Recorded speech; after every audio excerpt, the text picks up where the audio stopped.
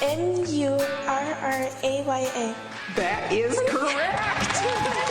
The short list of what you're overseeing, and I've left things out. Okay. Immigration, increasing broadband access, black maternal mortality, racial inequality, women in the workforce, infrastructure. We just talked about voting rights. That seems like a lot for one person. Well, don't forget I'm in charge of the Space Council. Yeah. Oh yeah. No.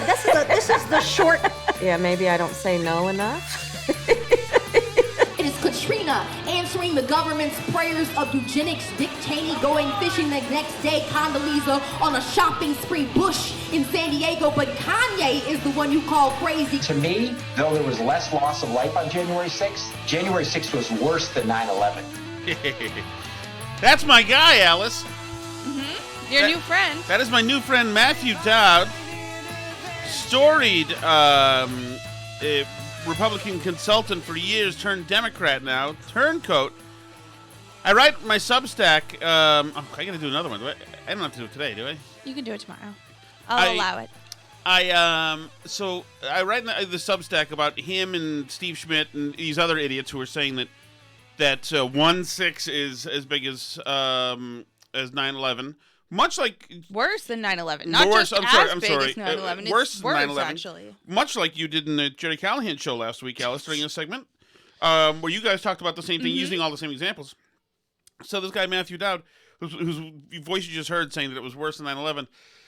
I write this Substack that just tears him apart, just morally and ethically as a person. It really a critical, really a look at his deficiencies as a moral human being completely. And in some throwaway line in my description of him, I mentioned he's a TED Talky DC Beltway kind of a-hole, whatever. But I take a shot at his character. I nuke his character. Really impugn every intention of his and every notion, and really his entire personage. I explode in this thing. It was a fierce hit, and he fires back at me. Do you have it right there, Alice? You don't, do you? No, I don't. There's been so much stuff over the weekend. Of everything I say about this guy. What he took issue with. Yes. He called you out on Twitter. Yes. He came into your replies. He must name search himself because it's not like you tagged him or something. So he's out there searching his name to see if anyone's out there saying anything bad about him.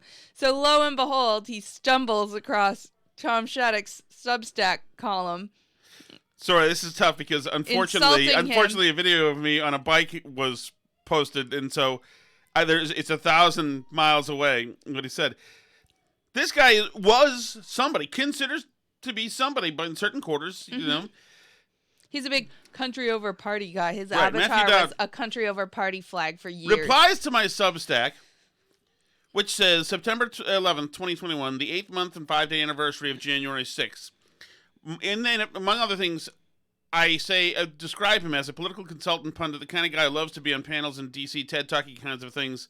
Jumped on Joy Reid's stupid fest to kvetch about the Capitol riot.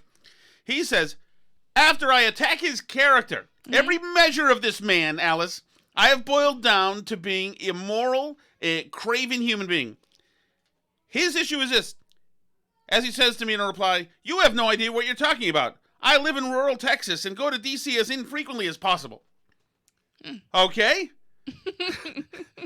Well, I could even write a correction if you want to on that. Everything I said, and that's the thing. Wait a second. He's right about the fact I have no soul and that I'm obscenely grotesque for mentioning that 9/11, or for minimizing 9/11. He's right on that one, too. Wait a second. I don't hang around Washington that often. You know what? I'm going to reply to that. That rocket record must be fixed. I live in rural Texas and go to D.C. as infrequently as possible. Is that not a... Are people aware, by the way, are these like pundity type people aware that tons of people never go to D.C.? Right. Like never, like it's never incumbent upon them that they have to go to D.C. I only go to D.C. when I'm absolutely pressed to. But the fact that he took this out, that he made the tweak there, it's like, okay, so... kind of guy who loves to be on panels, checks.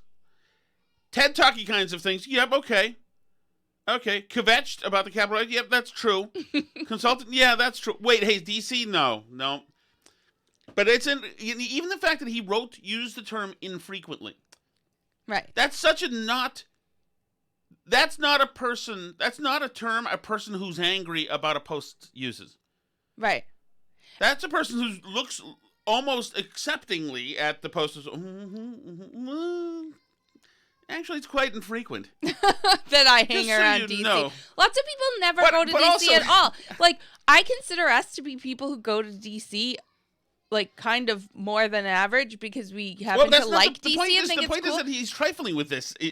And he also No, I said- know, but it's, like, so out of touch, too. Like, we haven't been in, like, probably 5 years. Like, I very infrequently go to DC.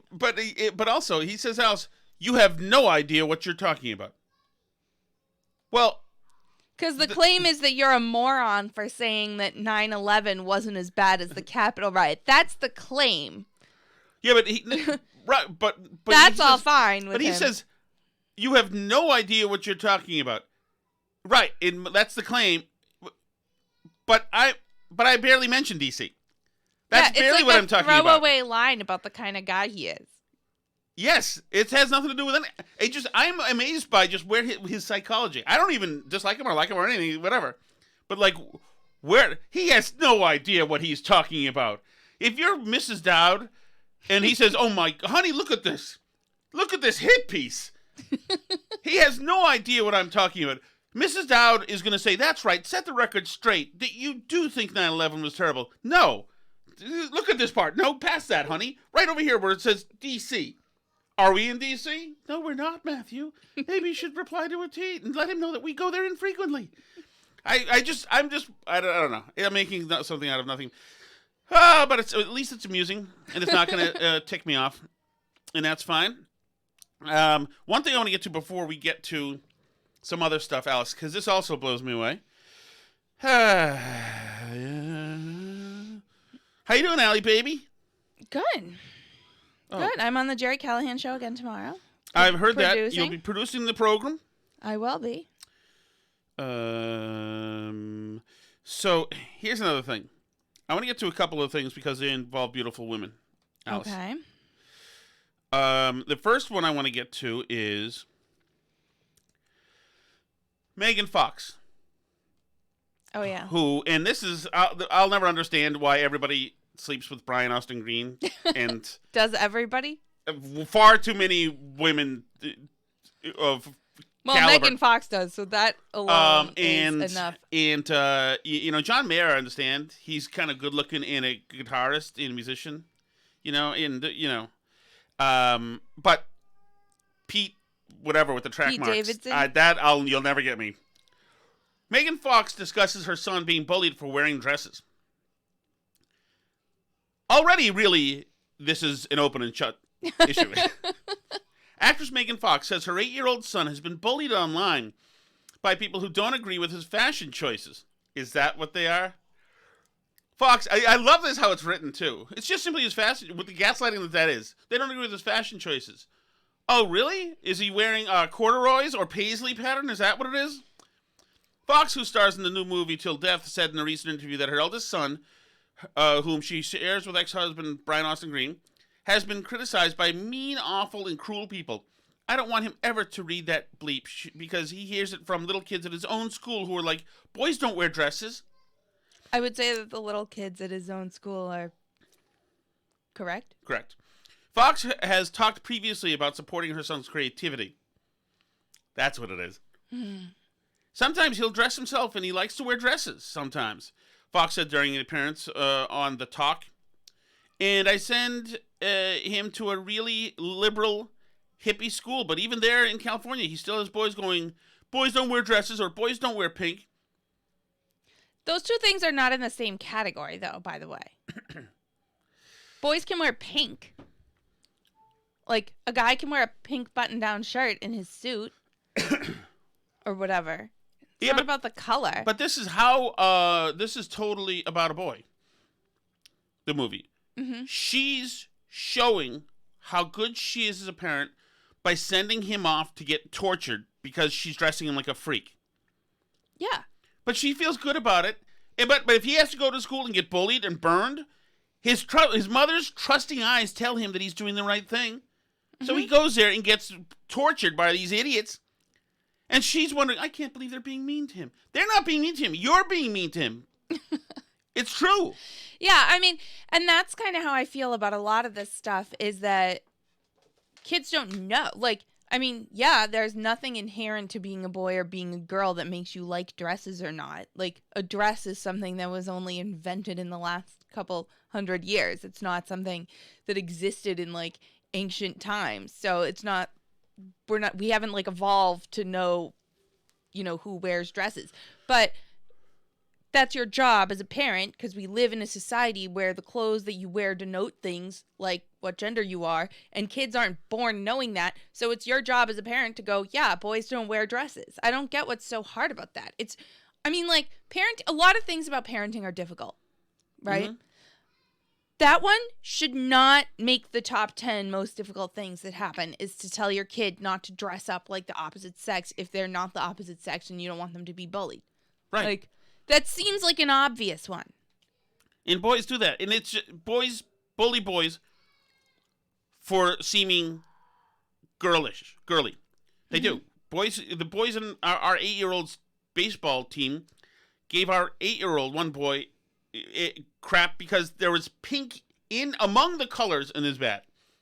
It's a several colored bat. Right. It's like blue and black and hot pink, his bat. And one of the kids was telling him, of course, the kid that couldn't hit a ball to save his life is telling our kid that his bat is pink or whatever. Okay, sorry. I get a little defensive. But that's fine, because boys do that. They're jerks. And you're not going to change fundamental boys. They're dumb semi-primates who like sticks and getting dirty and jumping in every puddle. And those are our kids. We have 3 of them, and then we have one semi-civilized girl. And that's fine. But this school thing, this is her screwing around with what she knows is BS.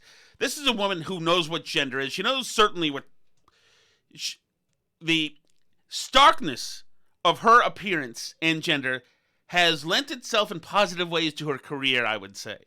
I think so. I would say that she's pretty aware of the male gaze and how it works. Mm-hmm. So there you go. That is Megan Fox. Now, can you go to the young lady in Shea Richardson, Kaya Maliki? What's the girl's name from who was just about to get a gig? But then she said Addison Rae. Yes, thank you. Addison Rae. So there was a UFC fight this weekend. Conor McGregor broke his hoof. Probably well aware of that. But T-Man was there. Trump made an appearance and got a huge rousing roaring applause. If you watch the ESPN run of it or whoever took it, they certainly tried to stifle it, but he got a lot of Chappelle was there. Obviously, Rogan had a gig at the UFC thing. Mm-hmm. But go ahead, Addison Rae. So for this event, who also wears dresses. Mm-hmm.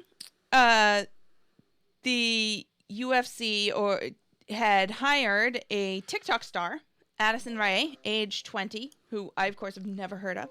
I haven't heard of her either, but she's cute, blonde. And she has millions of followers on TikTok. And she goes on TikTok, and she's cute and sexy on TikTok. I assume that's it. I don't know that I've actually ever seen her. I saw a still shot of her, and so I assume that's her thing. Yeah. So should I just find her? Where is she? Addison Rae TikTok. She's lovely.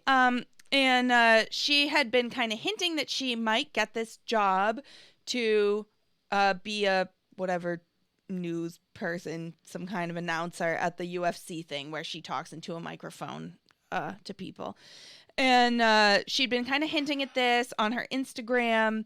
There was a picture of her in a gray UFC bodysuit and black fingerless gloves where she tweeted, "I like being the little spoon." And then in another photo, there was her and UFC fighter and commentator Miesha Tate with her legs wrapped around Addison's waist and her arms squeezed tightly around her throat. So I guess that was her way of, announcing it.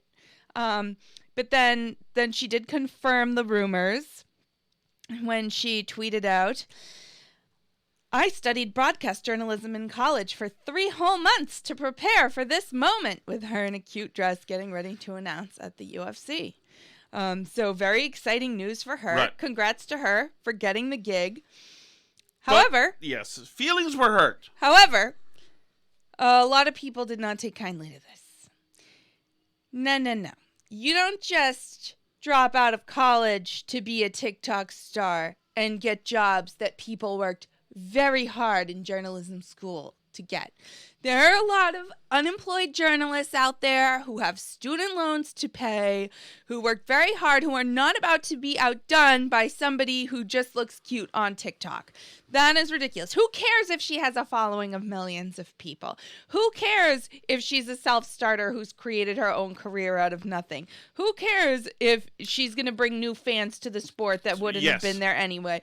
There are journalists. Journalism jobs are an employment program for people who waste money on journalism school. Yes, you have to pay $65,000 a year to Columbia or BU or whatever and get a journalism degree for 4 years and learn the tenets of being a progressive and a journalist for 4 years. And then once you've got that credential, then you're allowed entree into these nobility journalism spots.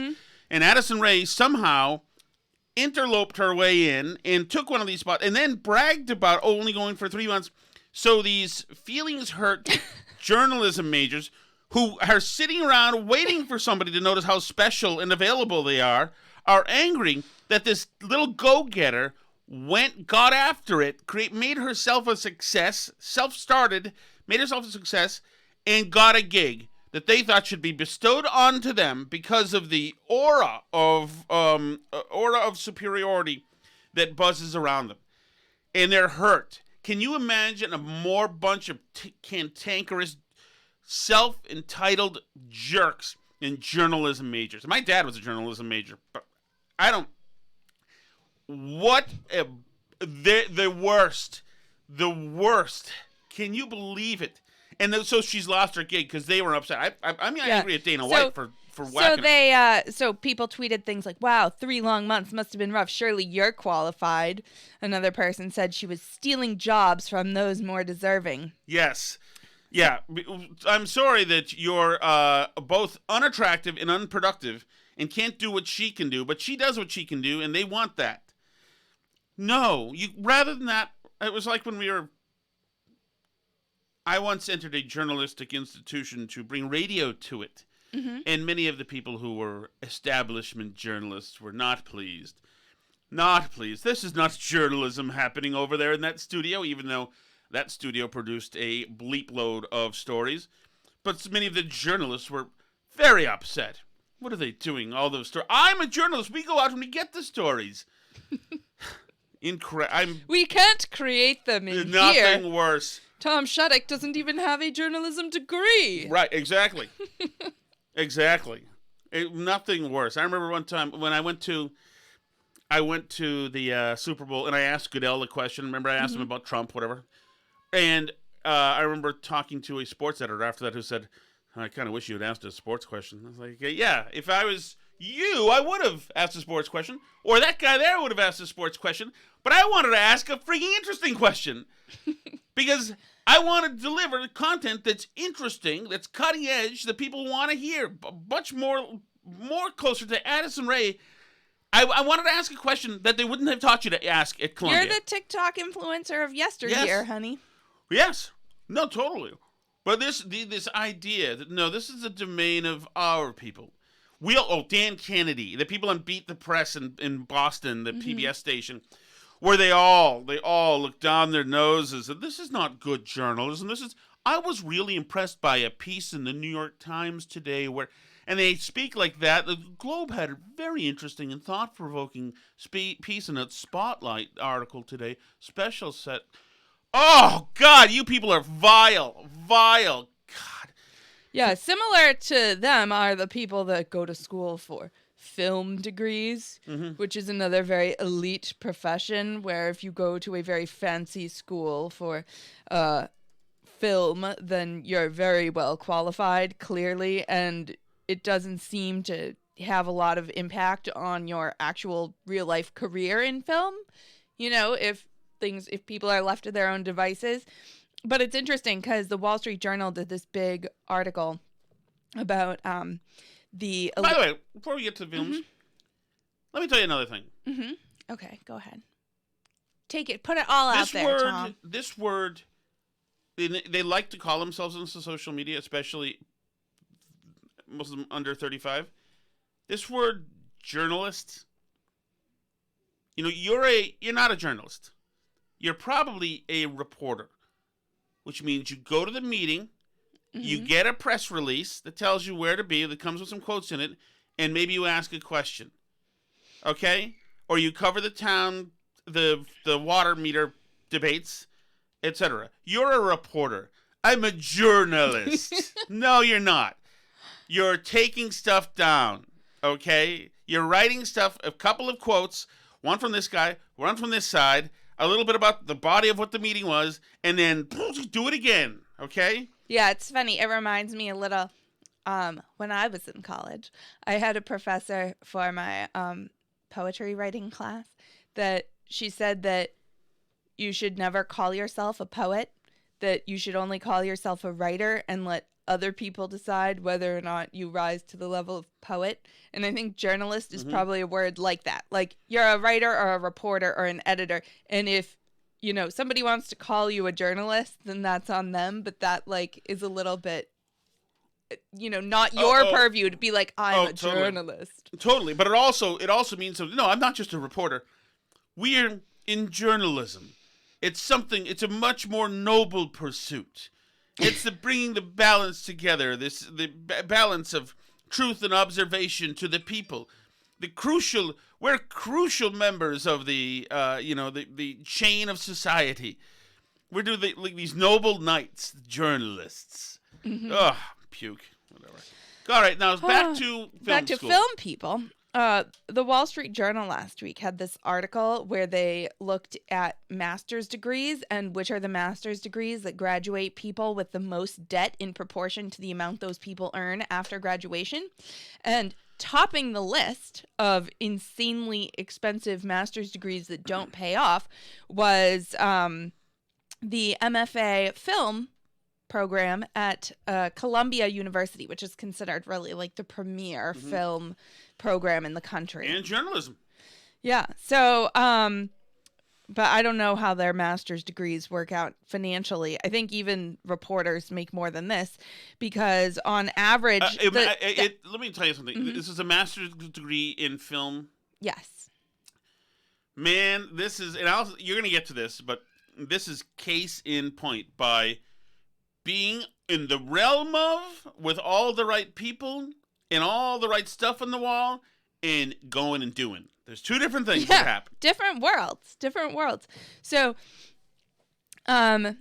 this article in the Wall Street Journal, in their study of master's degrees, they found that people who graduate from the Columbia University MFA program for film had an average student debt of $181,000. Great. That's the median. So half of them have more than that. Yet 2 years after graduating, after earning their master's degrees in film at this elite film school, you want to guess what their median income is?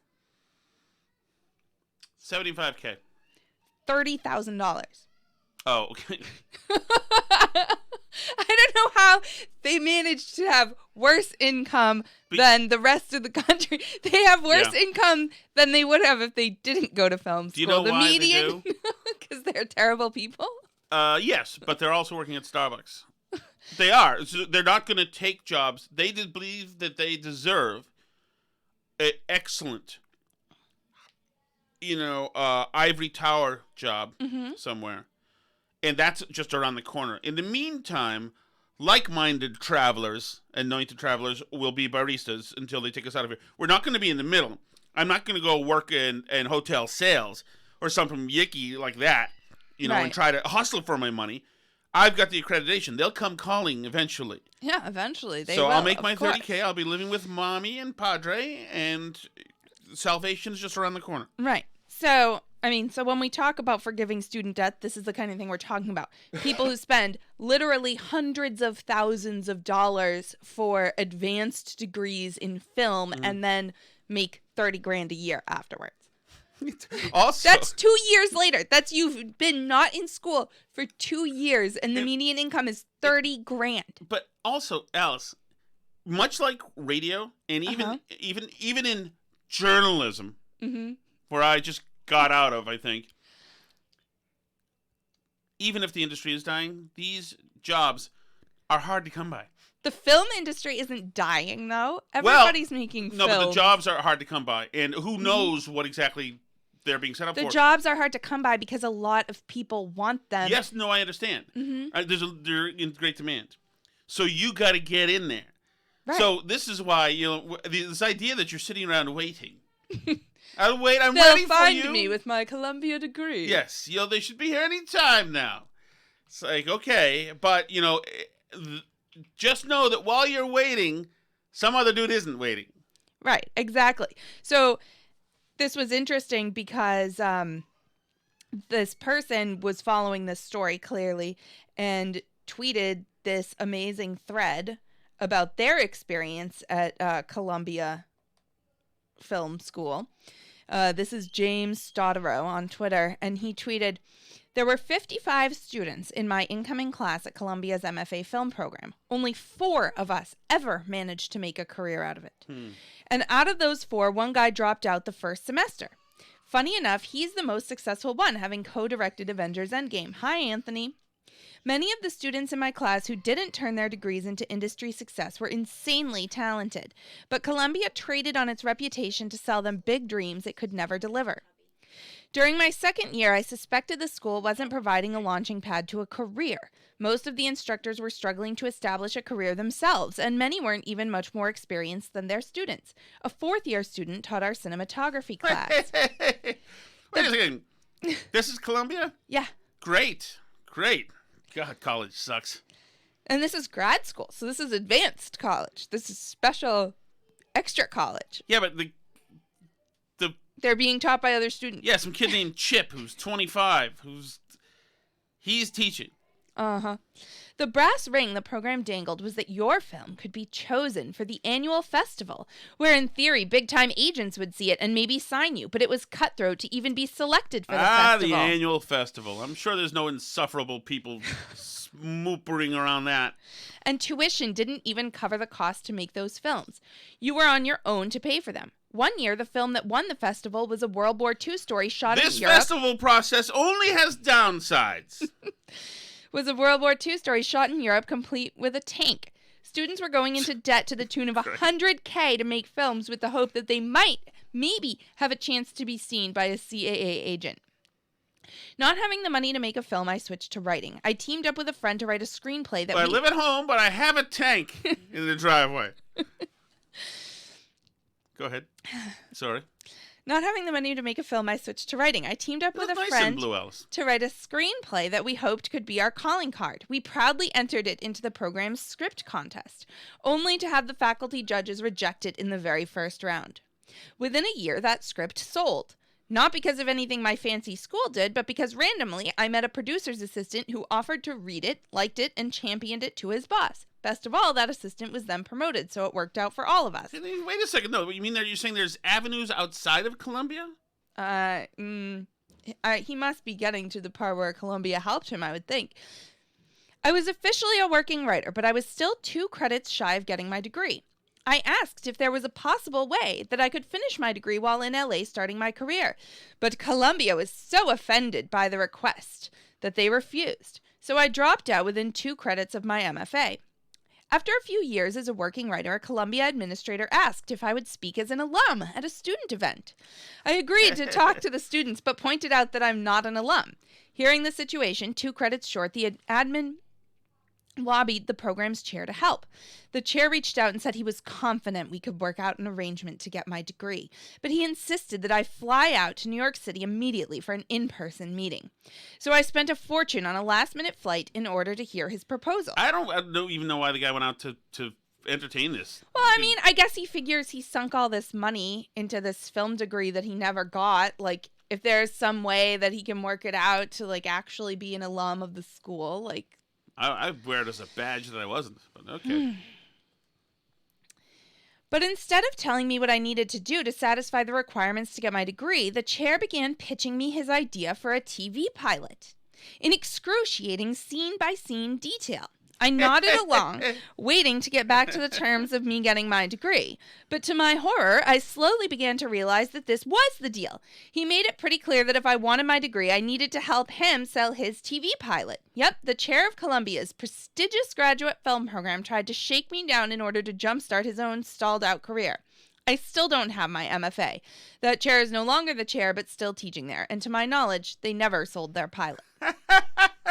How incredible is that? So congrats. That's what you get for your $200,000 of debt. And it can even end up being more than that because, so they give the example of one student who graduated with only 140-something thousand. And then because he's on a repayment plan that's income-based, and since he makes no money, it's with the interest now ballooned up to $300,000 worth of debt. And he's going to probably die with $700,000 worth of debt and these are loans that we've given these students. These are federal government student loans that are specifically low interest that we give. Apparently with graduate student loans, there's no limit on the amount. So they can just borrow and borrow and borrow, and it doesn't matter. I mean, this is what bothers me when they complain about these scammy schools, whatever the Phoenix one is, you get an online degree and that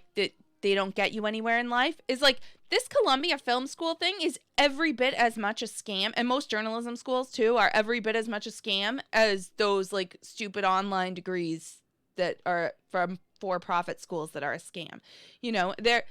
It's every bit as scammy, and we should not be giving money for students. If we stopped giving that money to those students in the form of student loans, the price of those degrees would plummet down to reasonable levels immediately. The only reason they charge these insane prices is because we're writing people blank checks to go to these schools. It's ridiculous.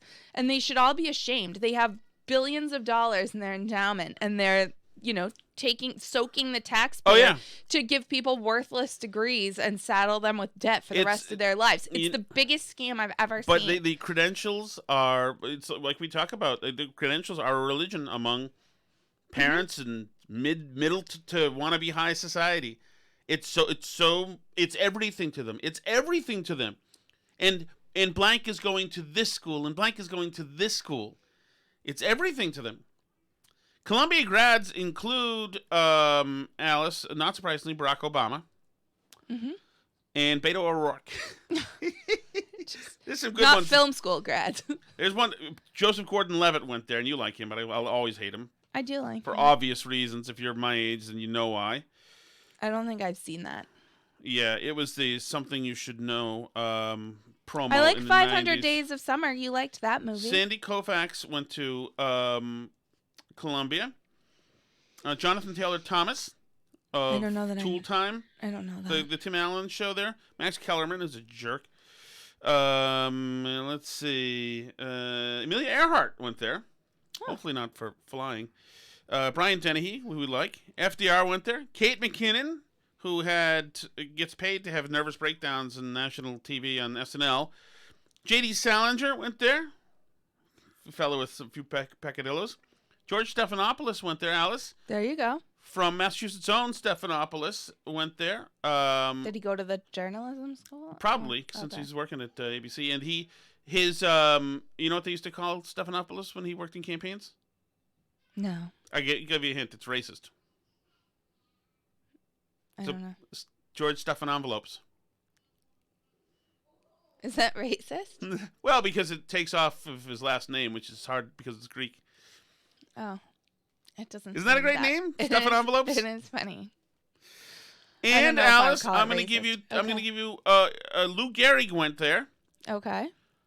Jack Kerouac went there. Okay. Worked at the Lowell Sun. Mm-hmm. So did Tom Shattuck. I mean, I'm almost friends with him. You almost are. Art Garfunkel worked there. You like him? Mm-hmm. I do. Jake Gyllenhaal. I have no feelings about him. And somebody else that you love, Julia Stiles. I do love her. That's true. So there you go. Not working a lot in Hollywood these days either, though. So I'm not sure that's. She must have misplaced her diploma. She should show them that she went there. All right. Where to next? Should we get into the hard stuff, Alice? Oh, I suppose we should get into the hard stuff. I call it realpolitik. Okay.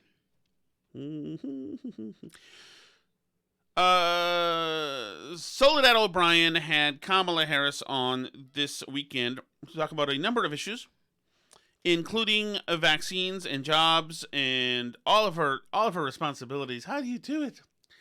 So Kamala Harris never fails. Never. I almost like her because she reminds me of somebody who at various cocktail parties, you see her and she says the same thing every time, the same charming line, the same thing. And then you see her say it like with one guy at one party one day, and then the next time she's there and she says the same thing. Mm-hmm. Oh my God, you look like my brother's cousin, and who he met in the Peace Corps. His name was Diavolo, and he learned to speak 3 languages. I only speak 1. I'm Kamala. You know, and you see, okay, I've seen this whole thing again, whatever. Very few people would actually refer to their brother's cousin, probably. But so just watching her just her normal just talking ragtime that she does. Yeah.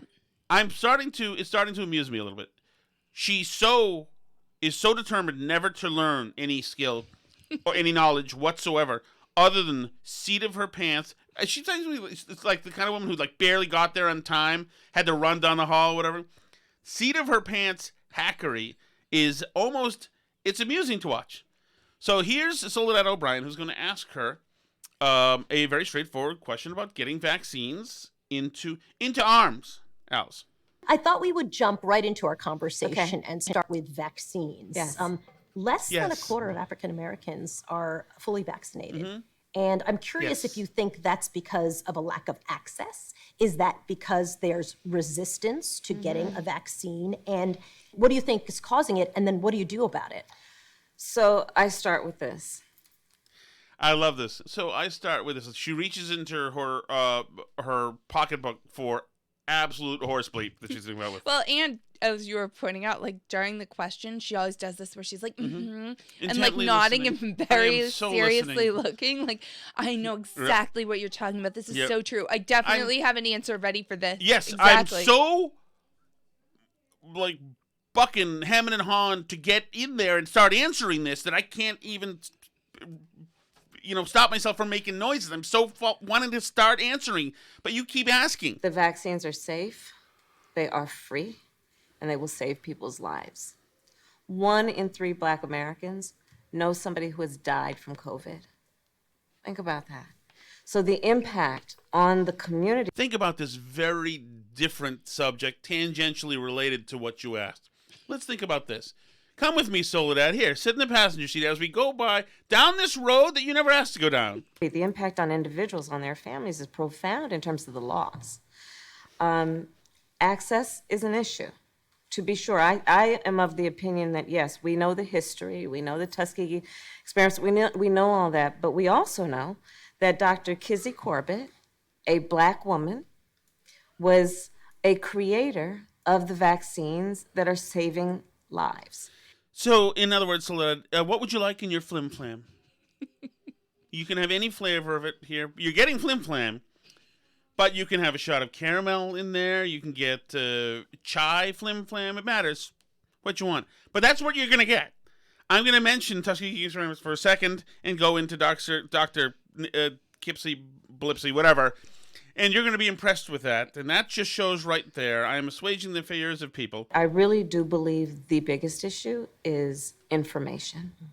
Getting the information to the people about the safety of it, the fact that it's free, the fact that it is accessible, and we put in place assistance to get and make it easier for people to get the vaccine. And it's also the misinformation about the vaccine and the nature of it themselves.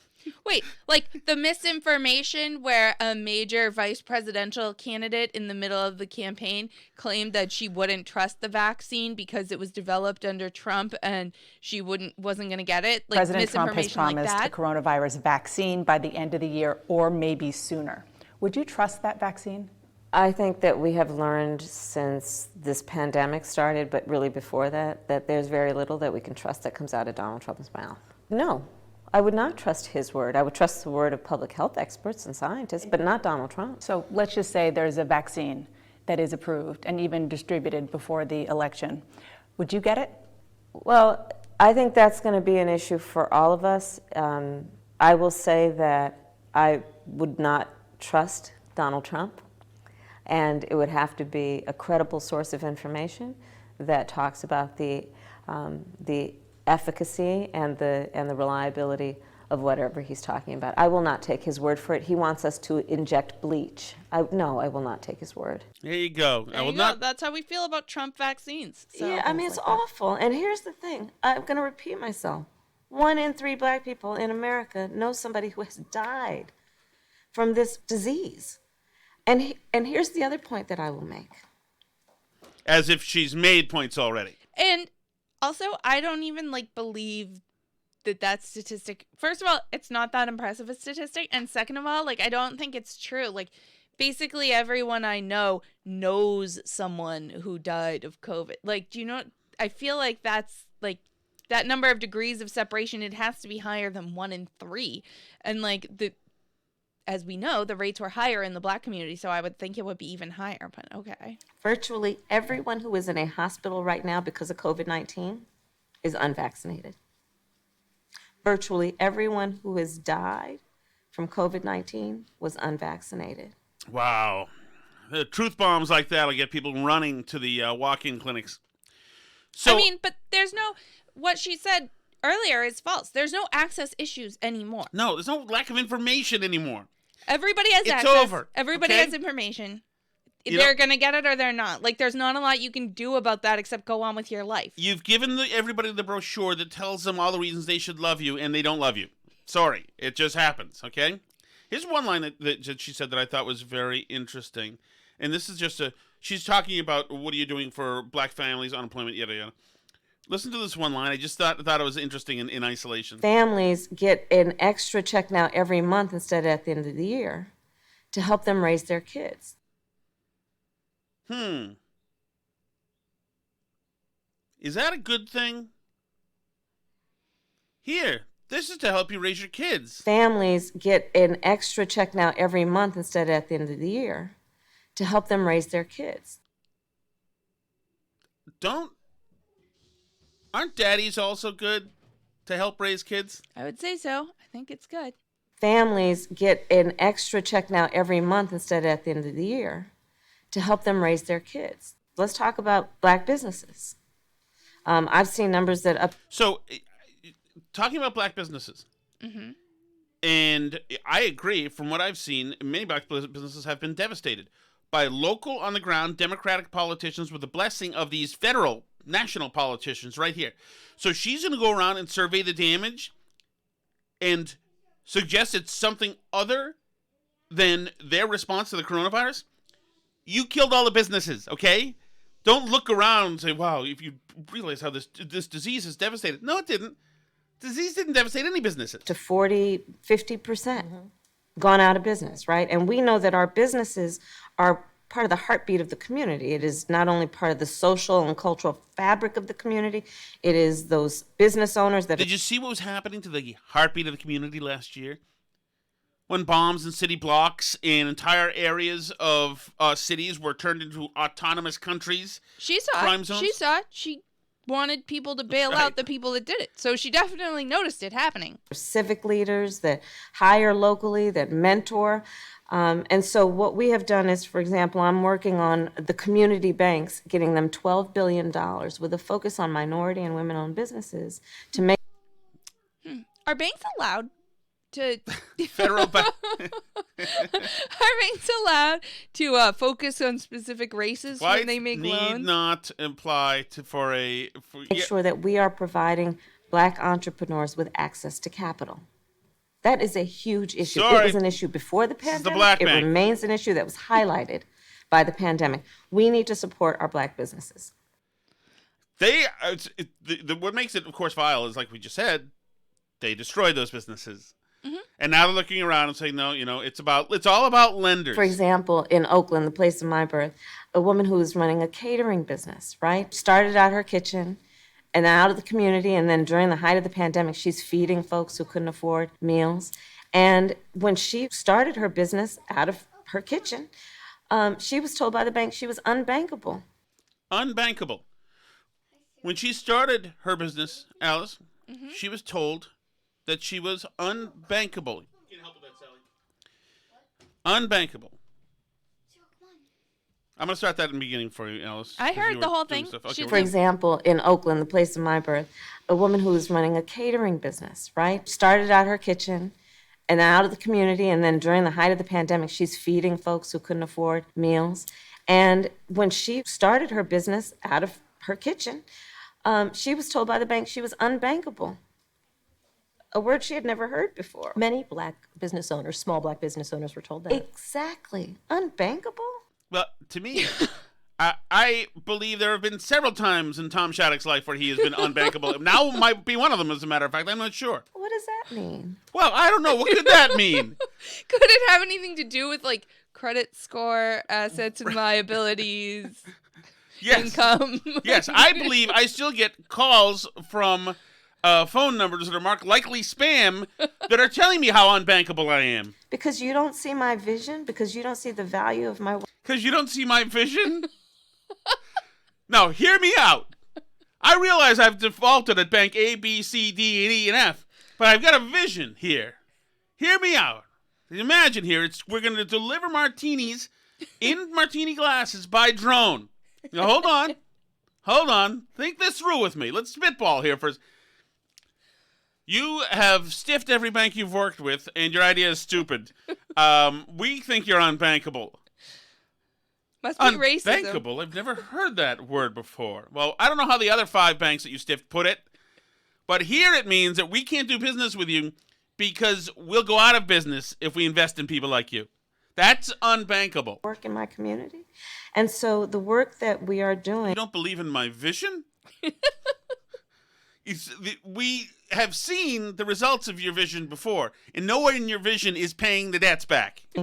To support the community banks, CDFIs, is about making sure that we have a financial banking system within the community of the community who gets the community to provide resources for entrepreneurs. I like the idea of resources for entrepreneurs, and I don't mind certain SBA, et cetera, but this, first of all, talk about unconstitutional. Yeah. If you're going out with the federal guidance for the money for only certain colored people, then you get a problem. Well, and by the way, so the whole premise of like the critical race theory thing, originally as a legal theory, is that even laws that on paper are colorblind laws can affect black people differently from white people, right? And set black people back, even though the law itself doesn't say anything about race in it, right? So that's the premise, right? But then if that's true, then you also have to accept, if you believe laws that are race blind can impact different races differently, then you also have to accept that you can do colorblind laws that help black people disproportionately as well. You know, you could have Rand Paul's Breonna Taylor bill that ends no-knock raids. That would probably save more black people's lives than white people's lives, even though the law itself on paper doesn't say anything about race. If you set up opportunity zones in blighted cities on the basis of certain economic metrics of income and stuff, and you lowered regulations in those areas so that you could let businesses get started, that on paper is a colorblind law. But that would help black entrepreneurs probably disproportionately to white entrepreneurs. There are ways to do it that are fair and that are just and that still, help correct for past injustices without directly just going out and saying we're going to give black people more money than white people because they're too unbankable. George Floyd got killed by a cop in Minneapolis. Now we're installing discriminatory laws on the federal level because there was a bad cop. So this is let's go to police and crime happening right now. The crime rate the murder rate, the homicide rate is up it's something like 50% up in New Haven, in Hartford, and Houston, and what is the other? It is up in Hartford, 53%. Houston, homicides up 35%. Atlanta, 60%. 60%, dang. What do we do about this? The administration has proposed using federal funds, the money from the American Rescue Plan, to really fund police departments. At the same time, there have been many calls, as you well know, about defunding police or taking money from police department budgets and using them, for example, to help with mental health issues, sort of fund something else. How do you juggle those two things? How do you both reform the police, make policing different, at the same time give money to police departments? Yeah. Yeah. Well, first, I'd say that we should not be offered and certainly not accept a false choice. Like when we're talking about gun violence, we need to deal with that. So as an administration, we're saying, for example, the firearms dealers, that those who are violating the law, there needs to be a consequence for that. So we're now out of the cities where those crimes are up. We're out of there, and we're at gun shows. That's how we're going to deal with the problem on the streets. The making gun manufacturers liable for people getting shot with guns is not what she said, like making firearms dealers who are breaking the law responsible. Like people who break the law are already responsible. There's already laws against firearms dealers like handing out guns illegally. Like that's why it's called illegally. Right. There's not. She's like not even being honest about the issue. No, she's not. She's not. She's moving it over to the issue that they want it to be, which is hassling legal folks. Meanwhile, there are enough guns right now. She can do all she wants to gun dealers. There are enough guns right now in the cities to wreak havoc, and they are wreaking havoc. So, there are people in the cities right now who are happy to kill each other. So that is the thing. So is she going to address that? Nope. They're going to go hassle somebody in the Nebraska gun store. On the issue of policing, we need accountability. And we are, and I was actually one of the original authors of the George Floyd Justice and Policing Act. And I feel very strongly that needs to be passed. There needs to be accountability for police officers who break the rules or break the laws. Right. And where is Derek Chauvin right now? In prison? Right. Isn't that accountability? For 20-something, 30 years? Right. A long time. Think that's accountability. They got him. He went to trial. He's in jail.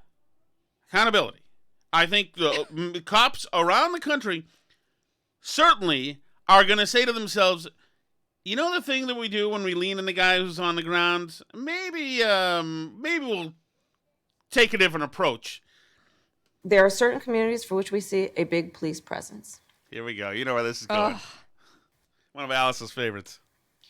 In other communities, we don't see a big police presence. But you know what you see? Ergo! Just totally at random. Some communities just randomly have tons of police and others just don't. It's weird. The police officers just fell from the sky and landed in the community. Yes. Like in France during Normandy. We don't know where they dropped. It could be anywhere. The drop zone. It could be here. Punt to Hawk. I don't know. There are certain communities for which we see a big police presence. In other communities, we don't see a big police presence. But you know what you see in those communities? Well-funded schools. Mm-hmm. High rates of home ownership. Small businesses that have access to capital. Okay, just... People who have access to health care, including mental health care, and it's affordable and available. And in those communities, you don't see a large police presence. Let's understand what makes for a healthy community. So what is she saying here, Alice? She's saying that because AOC has said similar stuff, like, what do we mean when we say defund the police? We mean we want the suburbs where they don't have that many police and everything just works great. She's saying that the reason why there are a lot of police interactions in urban communities with a high proportion of minorities, the reason why there are so many police interactions there is because those cities, those communities have systematically overfunded the police on purpose to the detriment of schools and social services and mental health assistance and everything else. And that's why the suburbs are better, because they decided to, instead of militarizing their police forces, like fund schools. So the difference between Wellesley and West Roxbury.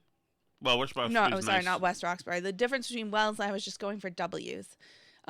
Wellesley and there's no real W, right? I don't know. Wellesley and Roxbury is just the difference is just that Wellesley chose to not fund the police and instead fund really good schools. So if Boston decided just to, take a lot of money out of the police force and instead put it into their schools, then they would be like Wellesley. Right. And the flaw in this argument? The flaw is that the reason why the police are heavily funded in places like Boston is because there was inherently more crime there before. It's a chicken and egg issue where, there's crime. And yeah, there are some systemic, quote unquote, reasons why there's more crime in Boston than in Wellesley, including, incomes and two-parent households and other things that are complicated that people don't want to talk about. But they spend a lot on the schools in Boston, too, by the way. Right. And I believe that just about every school has been bailed out. Schools have gotten a lot of money over the last year. They can't figure out what to do with it now. They have so much money, the schools, from the COVID bills.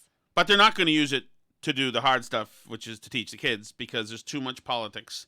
There's too much, No, they're going to buy a lot of copies of Ibram X. Kendi's book to give to middle schoolers. Exactly. And that's literally true. That's literally true. I'm not making that up. They just said it a couple days ago. They just had the American Federation of Teachers bought hundreds of thousands of copies of the book to give to middle schoolers. So the kids there can learn how the system's rigged and they have no shot and no future.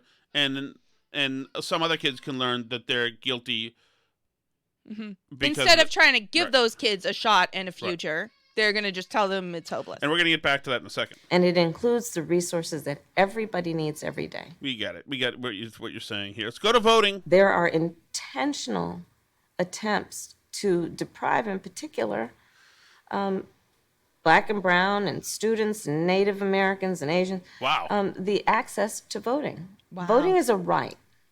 There's no question about that. We are not fighting we have the right. What they're trying to do is make the right meaningless by depriving access. Think about what they're doing in these states. They're basically punishing people for standing in line to vote. They're punishing people for standing in line to vote. They're saying, well, if you're going to be standing in that line for all those hours, you can't have any water or any food. So what can you do about that? You can't have water or food. No, nobody can have water or food. You will starve to death if the line is slow enough. And that is, of course, her trying to scare minorities, Black people and brown people, into thinking that the racists at the top are doing whatever they can because racism is everywhere to disenfranchise them. Mm-hmm. You can have water. You can bring jugs of water with you. You can have as much food. You can bring a little red wagon full of Happy Meals if you want to. If you live in some states, you can probably drink in line to vote. Yes, absolutely. So what she's saying is false. This is all based on the Georgia thing, where you can't have somebody hand out water and say vote for Bill while they're doing it. This is, this just goes to tell you that they don't care about the race situation in the country. This works against the spirit of what she's saying and what certain communities need and what they don't. Because if you're going to be insincere, disingenuous about something like this in order to manipulate a voting block of people, then you're simply a cynical bottom feeder. And that's it. And that's fine. That's what she is. It is kind of vile. It's too bad that journalists don't pick up on this stuff. But it would be kind of nice if somebody pointed out how vile and divisive and poisonous to society this is. Mm-hmm. This is absolutely inciting people. Yeah, and my favorite is with the voting laws when people write analysis and they're like, it's unclear how many people these laws will really be able to stop from voting, since they'll still have a 3-month window to get in their absentee ballot instead of a 6-month window. So it looks like their plan is going to backfire. They're not going to be able to keep us from voting after all. And I'm like, yeah, that's the point, is it doesn't keep you from voting, Right. you psychos. Is agreeing to voter ID one of those compromises that you'd support? I don't think that we should underestimate what that could mean. She's now floating in space and is. Stacey Abrams said we could have voter ID. Right. She, in fact, told us that nobody is against voter ID. Stacey Abrams is good at the game. Kamala is not. Because in some people's mind, that means, well, you're going to have to Xerox or photocopy your ID to send it in to prove you are who you are. Well, there are a whole lot of people, especially people who live in rural communities, who don't, there's no Kinko's, there's no Office Max Can't near beat them. them. People have to understand that when we're talking about voter ID laws, be clear about who you have in mind and what would be required of them to prove who they are. Where are I want to see on a map. We can use a heat map showing me where people can't make copies. No. All the way from Cheyenne to West Waco. Not a copier in sight. Can't be done. Impossible. Office Max. I mean, there may not be Office Maxes near many people. All we have is originals here. In the Great Plains states, we only have the original version of everything. We can't make copies. Still waiting. It's very inconvenient. Very inconvenient. We have to make hand copies of everything. Yep. We got to scrape it with a sideways pencil, and hopefully it comes through. Yeah, we type everything on typewriters, and then... Of course, people have to prove who they are, but not in a way that makes it almost impossible for them to prove who they are. What, like writing the last 4 digits of their social this is security like- number on their absentee ballot? Ooh. Of course, people have to prove who they are, but not by proving who they are. Not by the ways that we have them prove who they are. You know, the people for whom it's impossible to prove who they are? People that copy machines? No, people who aren't who they say they are, who are returning, say, It is ballots. tougher for them. It is tougher for them. Here's the short list of what you're overseeing, and I've left things out. Okay. Immigration, increasing broadband access, Black maternal mortality, racial inequality, women in the workforce, infrastructure. We just talked about voting rights. She's got all spinning a lot of plates. I'll tell you, magnificent. That seems like a lot for one person. Oh, don't forget I'm in charge of the Space Council. Yeah. Oh, yeah. No, this is the short Can you tell your press secretary that it exists? partial list. Can one person do all that realistically? Well, I've always multitasked, and certainly there's a lot to get done. Maybe I don't say no enough.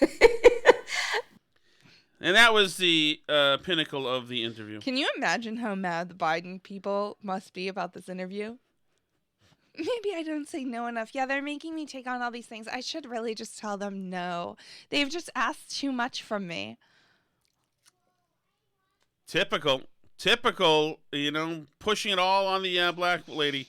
Yeah, and in the speaking of that- meantime, the Boston Globe. Oh, yes. Oh, my God. I forgot about that. Thank you, Alice. The Boston Globe has a theory about why This Kamala is beautiful, gets too. This criticized is so much. beautiful. So Globe. This is written by somebody who calls herself a journalist. I guarantee to you. So the Boston Globe wrote that unprecedented level of vitriol. Kamala Harris embracing number 2 role ends up in Spotlight's glare. Unprecedented. 6 months into her barrier-breaking vice presidency, Kamala Harris has doggedly played the part. I would have gotten bludgeoned to death with a stapler if I ever had a lead like that. With his barrier breaking, that would be it. They would be moved out there would be police photogs there taking a picture of the police taped section of the newsroom. Kamala Harris has doggedly played the part of a trusted lieutenant to Joe Biden, uncomplainingly taking on politically unsavory tasks. My God. and subduing any signs of personal political ambition. She is actually notably not taking on the tasks he has given her. You're about to hear one. And she has complained. You're about to hear one because the way the Globe positions this task is not how Biden positioned it. And subduing any signs of personal political ambition as she touts the president's agenda. Oh, there's no signs of ambition. There's no signs of ambition at all. But despite firmly locating herself in the number 2 Most spot... people go to work for a racist who hung around with Jim Crow people, her words, not mine, who were mean to her when she was a child. Most people go to work for that guy for reasons other than political ambition. But despite firmly locating herself in the number 2 spot, Harris continues to be caught in the harsh glare of the spotlight. What does that even mean? Firmly locating herself in the number 2? It means that she's made very clear to us all that this is Biden's agenda and she's working for him. She's just the dutiful number 2. And yet for some reason we keep focusing on and attacking her. Now, why is that? Why are we so obsessed with her, Tom? Well, I think it goes without saying. Republican candidates are running ads knocking her instead of Biden. Since Biden assigned her the task of addressing the root causes of migration from Central No, that's not what he assigned her. He assigned her a different task. He assigned her with fixing the border. She then reassigned herself with going to find the root causes in Guatemala. That's what happened. GOP lawmakers have been relentlessly blaming her for the situation at the border. Can you imagine that? My goodness, just because she's in charge of the border, never has an answer for the media who say, are you going to go to the border? And she tells us she hasn't been to Europe either. She's getting criticized by the opposition party in Washington, D.C. Mm-hmm. That is a new one who I haven't seen that happen until this Kamala Harris. She's also found herself the target of progressive ire after repeating the same stay-home message to migrants Biden has delivered several times before. It is an unprecedented level of vitriol, said Rodney Ellis, a Harris County commissioner and former Texas state senator who is a longtime friend of Harris. Seems like a nonpartisan person to ask. But I am proud of the way she has held her head high. I love it to get the positive quote about her. They got to go to her old friend. But the honeymoon period for the first Black and Asian woman to ever hold the nation's second highest office has been short-lived, if there was ever one at all. And it's you don't understand. The first Black and Asian person has to get a long honeymoon. That's in the Constitution, too. You can't say anything about them. Nobody said a bad word about Mike Pence, I believe, till August of 2018. He had a long honeymoon, but then again, he was white. The expectations of her have been so exceedingly high that I don't think anyone can meet them. And I don't know why they do it, but maybe they do it because she is good at what she does. Oh, my God. Says U.S. Housing Secretary Marcia Fudge. Harris was another non-biased person in there. Somebody in the cabinet. Harris was likely always in for a rougher ride than many past vice presidents, given her race and gender. But yeah. No. Unlike wait a second. A rougher ride? Didn't the president say that he was going to only pick a Black woman for the job? Wouldn't that make her race, making her ride to the firmly established vice presidency easier? Seems like it. Unlike male politicians, women in executive-level offices must be able to continually cite specific policy results and respond to attacks with calm and confidence in order to resonate with voters and be seen as effective leaders. Even before she was sworn in... I don't know that's true, as a matter of fact. I don't know that all women have been really calm and confident. I don't know if I look at Maxine Waters and I say, you know what? There's a person who's wound and calibrated perfectly. Even before she was sworn in as vice president, political opponents used Harris's identity to launch uglier forms of attack, such as intentionally mispronouncing her first name. She was using Kamala. Biden was using Kamala. It's this weird gaslight thing that suddenly, since we were all trained to say Kamala, suddenly they changed it so that Kamala equals racist happened at 12:01 and some unspecific dates 8 months ago, and suddenly we were all racist because we were using the old pronunciation. Everybody was fine with Kamala. Biden still sometimes uses it. Go ahead. Biden's team has been defending Harris and her chief of staff, Tina Flournoy, after reports of infighting in her office surfaced in news outlets, although chronicling staff dynamics and drama is a staple of political coverage. Staff dynamics. That focus at times still struck some experts as perpetuating negative stereotypes about professional women, and particularly women of color. The vice president's spokeswoman and advisor, Simone Sanders, said Harris is not focused on the criticism and referenced the difficulty of her portfolio. When you are doing hard things, all the coverage will not be glowing, but the work speaks for itself. To Harris's allies and supporters, the attention has been unsurprising. A black woman is helping lead the United States out of multiple major crises at a time of extreme political polarization and toxic racial strife. And that, they said, is clearly making some, particularly on the right side of the political aisle, uncomfortable.